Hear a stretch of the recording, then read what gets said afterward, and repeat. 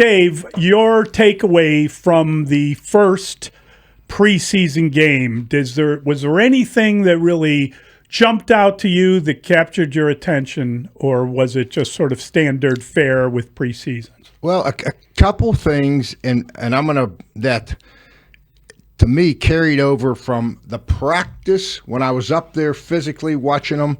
And I will say Ben Johnson was great. When we were communicating back and forth, and I said I got no interest in coming up and watching these guys work out in their underwear. When you're going to put the pads on and you're going to hit someone, and he said, hey, so he texted me, this will be the best practice to come to. So they had 3 live drills in the day that I was there. And the thing that I walked off the field there, in fact, I was standing there with Ryan Poles, and Sewell made a couple plays. And I said, Ryan, I remember us talking 2 years ago about this kid. He's my type of linebacker. I think the guy makes plays. He can run. And Ryan said, yeah, if he can stay healthy. He says the guy's been hurt. Well, you get in the preseason game. I thought he showed up. And the other guy that made 2 plays when I was there, and we talked about him last year, Mully, was my man Booker. I said, yeah, that's the type of guys, whether we were at the University of Miami, Dallas, wherever, that we took those outside linebacker guys and we put them in there. Because the most important thing to be an effective pass rusher is, number one, you got to have a fast start. Okay, he's got that, and you got to give the relentless effort. I mean, you can talk about these guys get into this clinic talk with all this technique and the rip and arm over and long arm and on and on. I watch his feet, if he's not one of the first guys, if he doesn't have a great first step and he doesn't give relentless effort, you would be shocked I used to study all of our sacks for years, and probably a third to a half of them were just effort sacks. We were giving more effort than the guy we were going against. This guy did it in practice, and it showed up again in the game. So, those 2 things defensively, and then the one thing on offense that showed up was my man from Rutgers, Kyle Monangai, okay? Yeah. When we were at practice, and let me just make this point and get your thoughts on this. He was in there, and they were going live, and it was 2, 3. And I followed it. I was at Rutgers last summer. You remember that? What Shiano. Yep. So I talked to this kid. I know him well. He played for Shiano. That's a tough deal. The carries. He had the stats in the Big Ten conference with that defense he's going against. But I'm watching it, and it's 2, it's 3, it's 4. And the thought that came to my mind is, he is going to be that type of back. But are you going to be content, if you're the head coach, Ben Johnson, that you're going to end up in a lot of 3rd down and 1s, 2s, and 3s, right, that you're going to have to convert with him, because you're hopefully he gets the 10-yard, 15-yard run, but that's not his ammo. So are you content to move the chains and hold on to the ball, right, which he's going to do? He didn't have a fumble in college? Like 712 touches, something like that. That's extraordinary. And Greg Schiano, he comes from the old school. They're running the football, and they're running the football against Michigan, Ohio State, and on and on and on. Yeah, so my point is, so then he gets in the game, and he does the same thing in the game against the Dolphins, I mean, so that's the thing, that when he's in the game, he's going to make plays. He's going to hold on to the ball. He's going to be as tough. He's going to be a good player for the Bears. But you're going to have to convert a lot more 3rd downs. And can you sustain a 10-play drive in the NFL and score points? To me, that was the biggest thing that showed up. So that's one little thing on offense and one on defense, That's good. Yeah, Booker flashed some in preseason last year. You certainly saw the motor when he was on the field in preseason a year ago. And when he did get playing time during his rookie season, super young. He's 22. I don't think he turns 23 until December. Wow. And he was a guy, when they drafted him in the 5th round, there were people I spoke to with other teams that thought, Austin Booker was a guy that would have benefited from more time in college. Yes. Didn't play a ton in college, splitting time between Minnesota and then he went to Kansas, but that he was still kind of raw and developing, and the Bears thought he was raw and developing when they took him, but they liked the He was a rush specialist as a junior in college. He was not like a starting lineman. Kansas. And so I think he's kind of refined some of his moves. And to your point, Coach, like the get off, the first step, the motor, like that stuff checks. Now we need to see him do it. I mean, like one or two of the sacks came against Jermaine Ifedi, the former Bears lineman, who is and he's an interior guy, right? Like Jermaine Ifedi at left tackle. If you're not beating him, you're not going to rush the quarterback in the National Football League. You know who physically the guys, and we had the guy at Miami. It was a second round pick, Danny Stubbs. And he's not this guy. Don't get me wrong. I'm not getting ahead of myself here. But when we got Jason Taylor out of Akron, Jason Taylor was a 215, 20-pound outside linebacker, a rush guy that we finally got him up to 220. You know, he used to play at 230, 235 in the NFL. I mean, this kid has that type of athlete. But this kid has bulked up to 245. Yeah, that is true. Not the kind of lineman you think about when you think of Dennis Allen, right? You think about bigger and stronger. But I think if he's involved in your nickel package, if you've got him on the field when you're rushing the passer, it works. Yeah, but, and you're right. And I'll tell you why it works is because Dennis, when you are rushing four guys, you got to have, which is basically what I've done my whole career. I mean, we would mix in blitz 15%, but not 25 like Dennis has done traditionally. Okay. But when you're rushing four, you better have guys like Charles Haley, Leon Lett, Russell Maryland, and so forth. Guys that are going to win one-on-one battles. I don't care who you're going against. We're going to win. Okay? Jason Taylors of the world. Trace Armstrong, those type of guys. But if you are going to pressure a lot, you can get by because now you're not one-on-one basically beating guys. Everybody's now on a half a man or a gap or you're moving, you know what I mean? So the scheme really on third down, not on first down where they're going to pound a run, but on third down, Booker really fits, I think, what Dennis wants to do because he's going to mix in enough pressures that this guy is going to have angles on offensive linemen. He's going to be outside, inside, moving. And that's what he does, you know. So I think there's a place for him. Is it him or Dominique Robinson, or could both of them make this roster? Well, you got to have. I mean, you got to have at least four of them, right? I think Booker's on the team. Yeah, I really do. I do. Yeah, I agree. You know, it's what you want to do at that fourth spot. Tano. Would just butcher the heck out of his last name. Pasanan, I guess it is. Anyway, he played in New Orleans under Dennis. Yes. He's got some of that length. So does Dominique Robinson as well. But Tano could be a guy that could be in the mix for that fourth spot. How many did they keep last year? Defensive line, would they keep 4 ends, 4?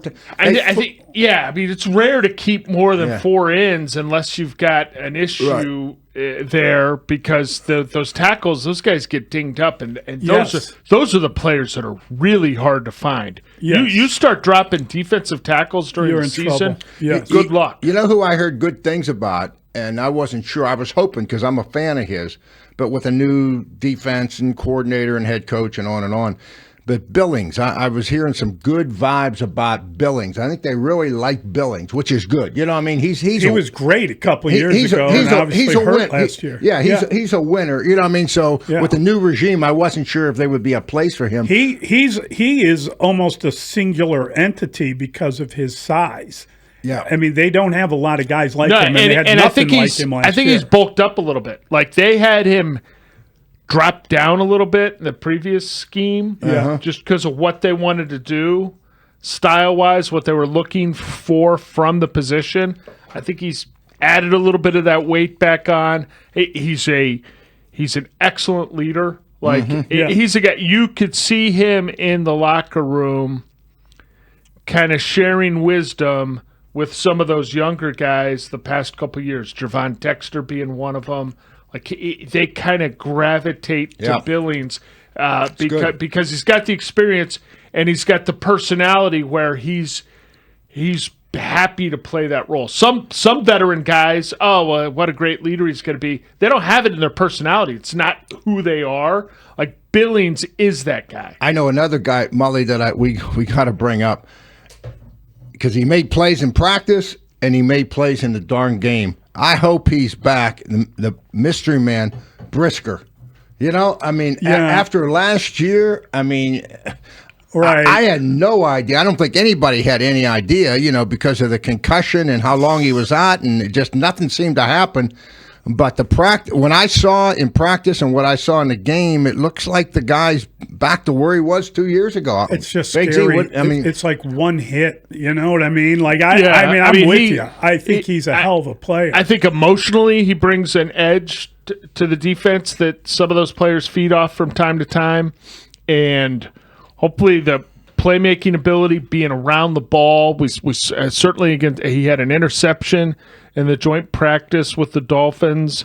He was around the ball a lot. Yeah. So, him being able to remain available is going to be big for the defense and even more significant to his career. He's a guy that's in a contract year right now, and you got to see him play for a full season before you can even consider the ramifications of what you want to do with him. Yeah, I agree. Yeah, I didn't. I don't. Do you think the concussion thing is that serious moving forward? It was a very. Well, it's mistake. Yeah.